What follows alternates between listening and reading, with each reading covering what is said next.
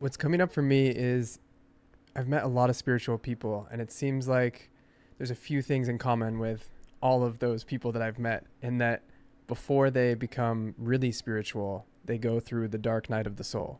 Things were good at one point, they start to fall apart, then the wheels fall off, then things catch fire, it gets really bad. And it's in that dark moment that they find spirituality or something that helps them, whether it's meditation, breath work, God, whatever it is that you want to call it. And through those modalities, which are so ancient, I mean, the monks have been doing it for years and years and years, it becomes a foundation for their life, but also for the next chapter. And I would love to talk about the next chapter for you, because we've gone from addicted to drugs and alcohol in high school. You graduate, you can either go to prison or you can go to a rehab center. Then it's professional snowboarder, DJ, success in retail commodities, success in the mortgage industry, rock bottom. What's next? Yeah, what's next? Yeah. So I'm all in on Kyle Cease, obviously, and I'm doing this crazy, but I think, and looking back on it, it's like, yeah, it was kind of crazy meditation and in writing and all the things that go with it as well. There's so many tools out there that can empower us and or set us free and or help us have the best human existence we can is another way to say it. I mean, the human mind is it's a whole other side note. But one of the things that Kyle has you do, or you have an opportunity that I did with him, was called his The Complete Journey.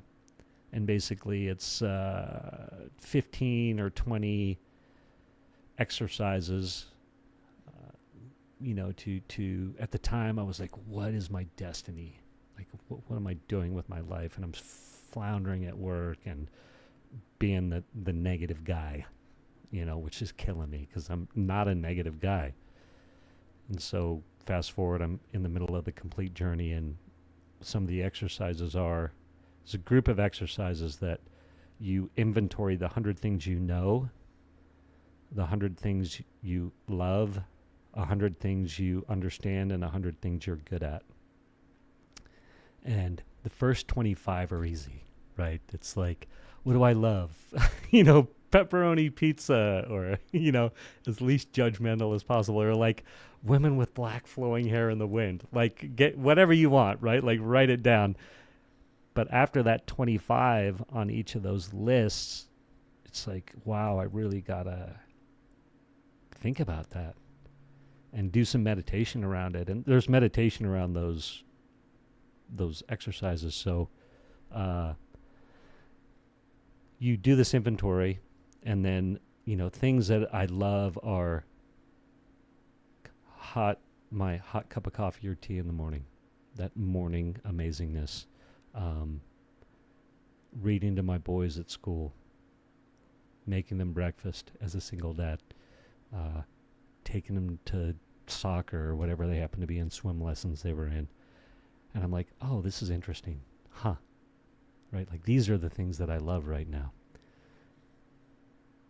You also, things I love, know, good at, understand, you put a dot next to the things that make you feel light or happy, and you don't put a dot next to the things that make you feel dark, right? So I'm a skilled individual. I'm good at a lot of things, and what became very clear was just because I'm good at it doesn't mean I need to do it, right?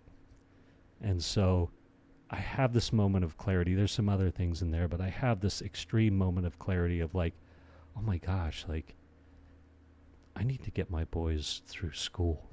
Like, I just need to be available as a dad. Like, I need to quit my job.